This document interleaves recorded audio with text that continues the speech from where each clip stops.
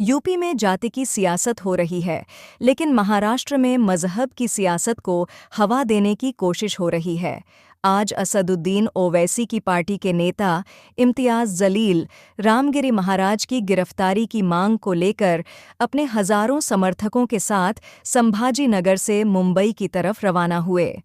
इम्तियाज जलील का इल्ज़ाम है कि महाराष्ट्र में मुसलमानों को मस्जिद में घुसकर मारने की धमकी दी जा रही है, इस्लाम के बारे में गलत बयानबाजी की जा रही है और 60 एफआईआर होने के बावजूद एकनाथ शिंदे की सरकार कोई कार्रवाई नहीं कर रही है। हालांकि संत रामगिरी ने कहा कि इम्तियाज जलील की ये तिरंगा रैली अपनी सियासत चमकाने की कोशिश है।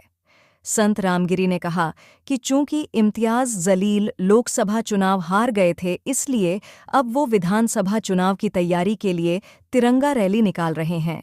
संत रामगिरी के इस इल्ज़ाम के जवाब में इम्तियाज जलील ने कहा कि वो रामगिरी को संत मानते ही नहीं, वो तो एक गुंडा है, मवाली है।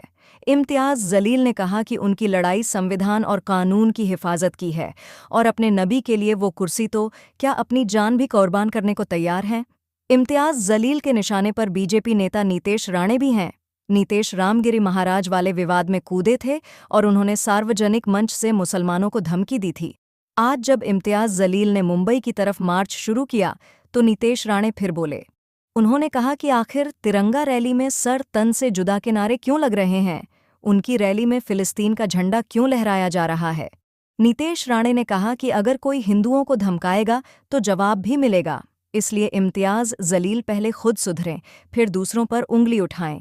लेकिन बीजेपी के वरिष्ठ और महाराष्ट्र सरकार के मंत्री गिरीश महाजन ने कहा कि राज्य में सबको विरोध प्रदर्शन का अधिकार है और अगर इम्तियाज जलील मुंबई आकर मुख्यमंत्री और डिप्टी सीएम से मिलना चाहते हैं तो दोनों नेता उनसे जरूर मिलेंगे। रामगिरी महाराज ने कहा था कि जो बयान मैंने दिया है वह किसी ग्रंथ के आधार पर दिया था। वह इतिहास है और इतिहास बदल नहीं सकता। सत्य को उजागर करना हमारा काम है। उन्होंने बांग्लादेश में हिंदुओं पर हो रहे जुल्म पर भी बात की थी। रामगिरी महाराज ने कहा है कि अपने बयान को लेकर मैं कोई खेद प्रकट नहीं करना चाहता। उन्होंने ये भी कहा था कि अकबरुद्दीन ओवैसी ने जब बोला था कि 15 मिनट के लिए पुलिस हटा दो, तब उनकी गिरफ्तारी हुई थी क्या। इस देश में अपना मत व्यक्त करने की स्वतंत्रता है।